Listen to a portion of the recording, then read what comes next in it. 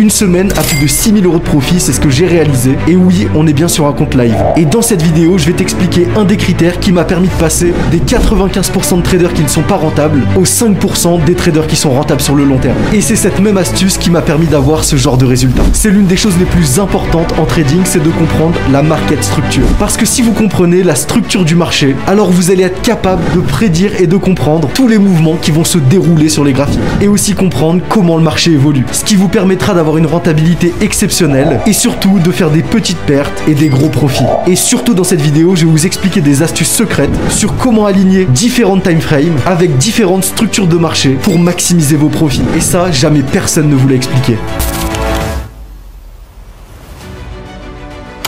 Comme vous pouvez le voir, dans une tendance haussière, le prix ne fait pas que de monter en ligne droite. Ou même dans une tendance baissière, le prix ne fait jamais que chuter en ligne droite. En réalité, chaque mouvement du marché, vous allez pouvoir le décomposer en plusieurs phases. Et c'est ça que je vais vous expliquer dans cette vidéo, parce que vous allez le voir, c'est super important pour pouvoir aligner la structure du marché, les time frames et vos prises de position. En fait, le prix ne fait que des impulsions suivies de corrections, suivies de nouvelles impulsions avec de nouvelles corrections. Et en réalité, vous le voyez, en tendance haussière, par exemple ici on va analyser la structure du marché en daily ou en 4 heures time frame, le marché ne fera que de se déplacer entre impulsion, correction, impulsion, correction, en créant des higher high, ce que je vous ai mis, donc des points hauts de plus en plus haut, et des higher low, des points bas de plus en plus haut. Et c'est ça qui vient caractériser une structure haussière, que vous allez pouvoir trouver et analyser en daily ou en 4 heures time frame. Ici vous le voyez par exemple, le prix nous fait une impulsion haussière, et en réalité le prix ne peut pas continuer éternellement une impulsion haussière sans jamais faire de retracement. Parce que ça voudrait dire que sur le marché, on n'aurait que des acheteurs et que les acheteurs ne s'essoufflent jamais. Or, en réalité, qu'est-ce qui se passe? Le marché vient toujours nous créer des phases de correction, même en tendance haussière. Parce que dans un marché haussier, on a des vendeurs qui rentrent quand même sur le marché. Et c'est ce qui se passe lorsqu'on crée un nouveau point haut. C'est tout simplement une entrée de vendeurs sur le marché qui viennent créer cette correction. Et en fait, après cette correction, le prix est du coup plus intéressant que sur le point haut précédent. Donc, vous avez de nouveaux acheteurs qui vont rentrer sur le marché. Et c'est pour ça qu'on a une nouvelle phase d'impulsion. Et donc en fait, si vous ouvrez vos graphiques, c'est ce que vous allez voir littéralement tous les jours. Le prix nous fait une impulsion haussière, une correction, suivie d'une nouvelle impulsion haussière. Et en réalité, cette impulsion haussière est caractérisée par un nouveau point haut qui sera plus haut que le point haut précédent. Et les 3/4 du temps, par la suite, cette correction qu'on va avoir va venir récupérer approximativement l'ancien point haut qui avait été laissé précédemment. Parce qu'en fait, ces anciens points hauts et ces anciens points bas vont vous créer des niveaux de support et des niveaux de résistance qui vont être intéressants à regarder par la suite. Et comme je vous l'ai expliqué, en réalité, on va toujours analyser la structure du marché en 4 heures ou en daily time frame. Parce que c'est là que vous allez vraiment pouvoir voir dans quelle tendance de fond le marché actuel que vous êtes en train d'analyser se trouve. Et c'est là que vous allez pouvoir maximiser vos profits en utilisant plusieurs time frames pour aligner vos structures avec vos prises de position. Pour savoir si vous êtes en phase d'impulsion ou en phase de correction. Et donc, pouvoir prendre des positions à la hausse ou à la baisse dans une tendance haussière ou baissière en 4 heures ou en daily time frame. Et si vous regardez le marché en 5 minutes time frame, les tendances, elles vont quand même exister. Mais la réalité, c'est qu'elles vont avoir beaucoup moins d'impact sur le prix et qu'elles vont pas vous servir à grand chose. Parce que on cherche à se positionner sur une structure de marché qui va donner du poids et de l'intérêt à nos entrées. C'est-à-dire, si on est en impulsion haussière en 4 heures, on va chercher des entrées à l'achat. Et c'est là qu'on va avoir une poussée agressive haussière puisqu'on aura une tendance haussière qui sera caractérisée dans une time frame supérieure, c'est-à-dire 4 heures ou daily time frame. Alors que votre tendance, même haussière que vous avez analysée en 5 minutes time frame, aura très peu d'intérêt et très peu de poids pour vous pour rentrer en position, puisqu'elle ne viendra pas pousser la liquidité violemment pour continuer une impulsion. En tendance baissière, c'est exactement la même chose, sauf qu'on fait des corrections, des impulsions, des corrections, des impulsions, avec des corrections qui vont nous créer des points bas de plus en plus bas, ce qu'on appelle des lower low. Et à chaque phase d'impulsion, on nous crée des lower high, c'est-à-dire des points hauts de plus en plus bas. Et en réalité, la puissance d'analyser le marché en 4 heures ou en daily time frame, c'est qu'en fait, ce mouvement correctif que vous regardez en 4 heures time frame, quand vous allez descendre en 1 heure time frame, voici exactement à quoi il va ressembler. Vous le voyez, ici au début, on a le mouvement d'impulsion qui est beaucoup plus détaillé puisqu'on est dans une time frame inférieure, suivi du mouvement de correction et d'un nouveau mouvement d'impulsion. Et en réalité, ici, vous le voyez, vous avez beaucoup plus d'informations et peut-être que pour vous, ça vous donne une idée de la tendance qui est beaucoup plus convaincante confuse. Mais ici, vous avez toujours le même concept qui s'applique en créant des points hauts de plus en plus haut et des points bas de plus en plus haut dans une tendance qui est haussière. Et ici, c'est ce qu'on va appeler la mineure structure. C'est-à-dire que précédemment, en 4 heures et en daily time frame, on était sur la majeure structure, c'est-à-dire la structure de fond, la tendance la plus importante, la vraie structure du marché. Et quand on vient découper les mouvements qui se produisent en tendance haussière, par exemple dans du 4 heures ou du daily time frame, on voit qu'on obtient des mouvements beaucoup plus complexes mais beaucoup plus faciles à analyser en 1 heure time frame. Et par exemple ici, je voulais entourer ce mouvement d'impulsion puis de correction, vous l'avez juste ici en 1 heure time frame. Et on revient à ce que je vous ai dit précédemment, même si la tendance de fond en 4 heures est haussière, vous allez pouvoir vous positionner à la baisse en 1 heure time frame sur ce mouvement correctif que vous avez identifié en 4 heures. Et ici vous le voyez, en 1 heure time frame on nous fait des points hauts de plus en plus haut, des points bas de plus en plus haut, et ici vous le voyez, on arrive en haut de notre point haut, en haut de notre impulsion en 4 heures, avec une nouvelle entrée des vendeurs sur le marché qui viennent pousser le prix à la baisse, nous créant un point haut plus bas que le point haut précédent. Et ensuite vous le voyez, le prix commence sa phase de correction en récupérant le point bas précédent qui avait laissé, nous créant un changement de structure en 1 heure time frame. Et c'est à ce moment-là que vous avez une indication très puissante que le prix est entré dans sa phase de correction dans cette tendance haussière. C'est ce qu'on peut appeler un complexe pullback. Et pour repérer ce type de mouvement, vous devez absolument comprendre le concept que je vous explique dans cette vidéo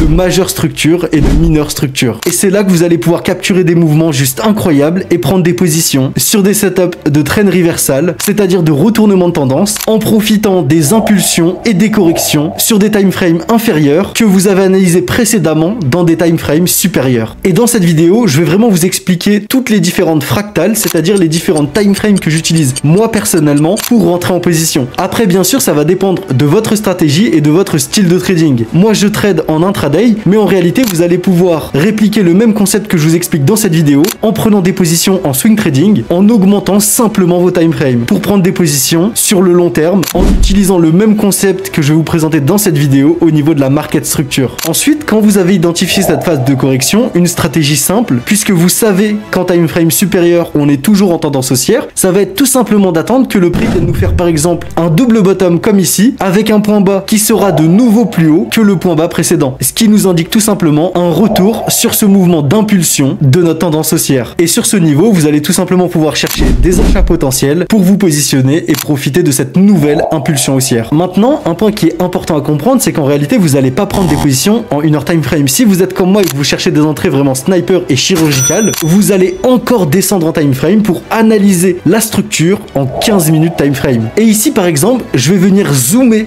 dans ce mouvement correctif en 1 heure time frame pour regarder exactement ce qui se passe en 15 minutes time frame. Et en fait, vous le voyez ici, on a tout simplement zoomé dans ce mouvement correctif en 1 heure time frame pour passer en 15 minutes time frame. Et ici, vous le voyez, premièrement, qu'est-ce qu'on voit? On voit un petit mouvement baissier avec des points hauts de plus en plus bas et des points bas de plus en plus bas. Et en réalité, ici, on est tout simplement dans cette première petite correction en 1 heure time frame que je vous ai montré. Ensuite, le marché remonte, nous créant ce premier lower high, ce premier point haut plus bas que le précédent que vous pouvez identifier en 1 heure time frame. Et au moment où vous voyez ça, vous pouvez vous attendre à un retournement du prix. Et ce retournement du prix, il va être confirmé au moment où on vient récupérer l'ancien higher low qui avait été laissé précédemment. Et c'est à ce moment-là que vous allez pouvoir chercher des positions vendeuses pour venir chercher la continuité de ce mouvement agressif à la baisse. Au moment où le prix est venu casser ce petit mouvement haussier pour venir se retourner à la baisse et continuer sa phase de correction en 1 heure time frame. Et c'est là que vous allez pouvoir chercher des entrées pour vous positionner dans la continuité de ce mouvement baissier. Et juste après, vous le voyez, c'est exactement la même chose qui se passe. Le prix vient chuter violemment pour ensuite remonter à la hausse, nous créer un double top en récupérant le point bas précédent et en le cassant pour l'utiliser comme zone de résistance pour continuer son mouvement à la baisse. Et ici, vous le voyez, ce mouvement en 1 heure time frame représente tout simplement ce nouveau point haut qui est plus bas que le précédent. Donc cette nouvelle impulsion avant une nouvelle phase de correction baissière. Et en analysant simplement la structure en 4 heures, puis ensuite en 1 heure time frame, puis en 15 minutes, on a déjà trouvé deux magnifiques opportunités pour venir se positionner et chercher un maximum de profit en profitant de l'impulsion ou de la correction qui sera créée avec des mouvements beaucoup plus agressifs dans des time frames supérieurs. Et c'est très important pour vous de comprendre que vous devez absolument associer les majeures structures et les mineures structures lors de vos analyses. Vous ne pouvez pas analyser le marché soit seulement en 1 heure time frame, soit seulement en 15 minutes, c'est pas possible. Vous devez absolument venir combler ces différentes time frames pour analyser la structure du marché, venir l'affiner en 1 heure time frame pour ensuite venir chercher des positions en 15 minutes time frame. Et c'est là que vous allez pouvoir comprendre exactement ce qui se passe sous vos yeux et comprendre aussi pourquoi le mouvement fait tel mouvement haussier ou tel mouvement baissier. Et la seule chose que vous allez devoir intégrer lors de vos analyses et lors de vos prises de position, c'est de vous dire qu'avec la market structure, vous allez toujours chercher à vendre haut et à acheter bas. C'est aussi simple que ça. Et c'est ça qui vous permettra de trouver les zones optimales pour rentrer en position. C'est pour ça qu'on va directement maintenant passer sur les graphiques pour que je vous explique de manière plus concrète, sur des exemples directs sur le marché réel, comment vous allez pouvoir analyser et utiliser cette market structure et surtout ces différentes fractales qui sont daily ou 4 heures time frame, puis ensuite 1 heure time frame, puis ensuite 15 minutes time frame. Et par la suite, ce sera à vous d'aller directement sur les graphiques pour appliquer encore et encore tout ce que je vous apprends dans cette vidéo. Ici, vous le voyez, dans cette structure baissière en 4 heures, on a des lower high qui se sont dessinés et aussi des lower low. On va tous les tracer pour les avoir sur notre graphique. Et quand le prix nous fait des lower high et des lower low, ça nous indique tout simplement que dans cette majeure structure, en 4 heures, on est dans une structure qui est baissière. Maintenant, une fois que vous avez compris qu'en 4 heures, vous êtes dans une tendance qui est baissière, avec des lower high et des lower low, c'est-à-dire des points hauts de plus en plus bas et des points bas de plus en plus bas, on va descendre en 1 heure time frame pour voir exactement ce qui se passe. Et vous le voyez ici, même en 1 heure time frame, on arrive facilement à définir la tendance avec des points hauts de plus en plus bas et des points bas de plus en plus bas. Donc même en mineure structure ici en 1 heure, on voit clairement que la tendance est baissière. Mais en fait, vous le voyez, ce qui est intéressant, c'est que dans cette structure baissière en 1 heure, il y a beaucoup plus de mouvements qui sont en train de se créer. C'est-à-dire qu'à l'intérieur de cette structure baissière en 1 heure, on peut voir des points bas de plus en plus haut et des points hauts de plus en plus haut à l'intérieur de ces retracements dans cette tendance baissière. Et c'est en fait ces niveaux-là qui vont vous permettre de déterminer par la suite des zones support ou des zones de résistance par rapport au prix. En vous indiquant ici par exemple que dès qu'on passe cet ancien lower low, le prix devrait se diriger fortement à la baisse. Ici vous le voyez, dans cette première correction baissière, le prix nous fait un point bas de plus en plus bas. On est bien dans la structure baissière en 1 heure, mais dans ce retracement, il nous fait une accumulation et un point bas plus haut que le précédent. Et ici, vous tracez simplement un rectangle en extension de ce niveau et vous savez qu'au moment où ce niveau sera récupéré, le prix va fortement continuer à la baisse avant de refaire exactement la même chose et ainsi de suite tant que la structure est baissière. Et c'est ici sur ces niveaux que dans une structure baissière vous allez rentrer pour prendre des ventes. Et comme je vous l'ai expliqué, en réalité toutes ces time frames 4 heures, 1 heure, 15 minutes, elles sont liées entre elles. C'est-à-dire qu'il n'y en a pas une meilleure qu'une autre. Vous allez devoir les aligner pour rentrer en position et savoir exactement dans quel mouvement et dans quelle phase de marché vous vous situez à l'instant T pour prendre une position sur des niveaux qui vont maximiser votre rentabilité. Donc maintenant que vous avez appris à lire la structure du marché et à savoir comment elle se comporte, la chose la plus importante maintenant, ça va être de savoir comment l'appliquer directement dans votre stratégie pour prendre des positions qui vous permettront d'avoir d'excellents rendements et surtout de prendre des positions avec un maximum de ratio risque et reward pour avoir une meilleure rentabilité à la fin du mois. Donc je vais maintenant vous montrer ce que vous allez pouvoir apprendre pour l'appliquer directement sur vos graphiques en vous partageant ma stratégie personnelle que j'utilise depuis déjà plus de 7 ans par rapport à la structure du marché. Maintenant que vous comprenez les bases de la structure de marché avec les structures majeures et les structures mineures, si vous voulez devenir bon dans quelque chose en trading, vous allez devoir l'appliquer encore et encore sur les graphiques. Et c'est ce qu'on va aller faire directement. Mais juste avant, j'espère que tu t'es bien abonné et que tu as bien posé ton like. Et toutes les personnes qui veulent vraiment pousser leur apprentissage encore plus loin, je vous invite vraiment à rejoindre mon groupe communautaire que j'ai créé il y a plus de 3 ans, dans lequel je vous partage au quotidien toutes mes stratégies, mes prises de position et mes analyses en direct. Je vous ai mis le lien directement dans la description et c'est totalement gratuit. Je t'invite à faire ta demande dès maintenant.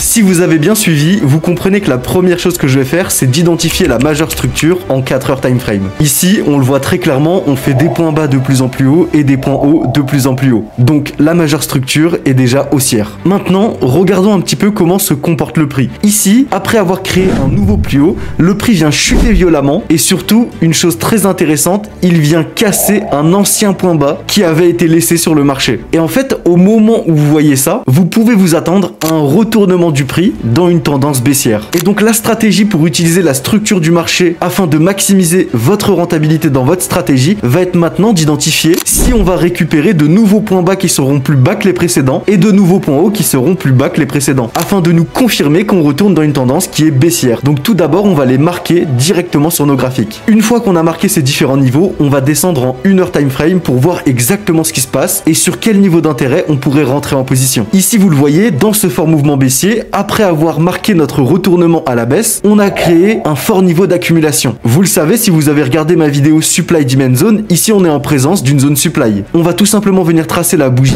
pivot de cette zone supply qui sera mon niveau d'intérêt sur lequel je vais chercher des entrées. C'est tout simplement la dernière bougie avant de sortir de cette zone d'accumulation. En plus de ça, si vous voulez vraiment utiliser la market structure à 100% comme je vous l'ai expliqué précédemment, ici vous le voyez, dans cette structure baissière, on a créé un lower low, un point bas plus bas que le précédent. Et comme je vous l'ai expliqué, ce niveau il va servir de zone de résistance par rapport au prix. On va tout simplement venir le marquer en extension et c'est sur ce niveau de résistance que vous allez pouvoir prendre une position en ayant bien compris la structure du marché et le fait qu'on est dans un retournement en 4 heures time frame, dans une structure baissière, en allant chercher en take profit l'ancien point bas. Vous pouvez répéter la stratégie encore et encore. Ici vous le voyez, on a marqué un ancien point bas qui n'a toujours pas été récupéré et on nous a créé un nouveau point haut plus bas que le précédent dans cette même zone de résistance. Et ici en réalité on a créé une nouvelle zone supply puisqu'on a fait un rallye haussier, une accumulation puis un drop. On va pouvoir utiliser cette confluence pour rentrer en position en alliant la market structure et les zones de demand et les zones supply. Ici dans ce cas précis une zone supply puisqu'on est dans une tendance qui est baissière pour venir prendre une position juste incroyable avec un excellent ratio risque et reward et surtout une entrée sniper. Juste après vous le voyez, le prix nous crée un nouveau point bas plus bas que le précédent et un nouveau point haut plus bas que le précédent. Et encore une fois, au moment où on a cassé cet ancien point bas, on l'a récupéré par le bas et il a joué un rôle de zone de résistance par rapport au prix. Et ici, vous auriez encore pu prendre une position juste incroyable en utilisant ces bougies d'indécision en forme de doji au moment où le niveau a été récupéré. En fait, la market structure va vous donner énormément d'indications pour savoir quand rentrer en position, sur quel niveau d'intérêt le marché a le plus de chances de se retourner, mais surtout va vous permettre de comprendre si vous êtes dans des phases de correction baissière ou alors haussière ou des phases d'impulsion haussière ou baissière. Ce qui va vous servir en fait pour prendre des positions à la hausse ou à la baisse, peu importe si le sens de la tendance est haussier ou baissier. Et juste pour vous montrer l'efficacité d'aligner vos time frames avec la market structure, on va retourner sur ce précédent mouvement pour marquer tous les points bas et tous les points hauts qui ont été créés après ce changement de structure. Et vous allez le voir, regardez un petit peu les réactions qu'on a eues sur ces niveaux, c'est juste incroyable. Ici par exemple, on va marquer ce point bas qui a servi de zone support pour le prix, sur lesquels vous auriez pu prendre des positions en descendant en 15 minutes time frame par exemple, et en trouvant une confluence pour vous positionner dans le sens de cette impulsion dans cette structure baissière. Encore une fois ici, on a un nouveau point bas qui a été créé, plus bas que le précédent, et au moment même où il a été cassé par le haut, 95% du temps, le marché va venir faire un pullback à l'intérieur de celui-ci avant de continuer son mouvement baissier. Et c'est là que vous allez pouvoir rentrer en position à la vente. Et en réalité, vous l'avez vu, en combinant la market structure et différentes confluences comme des bougies d'indécision ou alors les supply and demand zones, vous allez pouvoir capturer des positions juste incroyables dans le sens de la structure du marché. Et vous devez toujours attendre d'avoir une réaction dans votre niveau de résistance ou dans votre niveau support avant de rentrer en position. Pourquoi?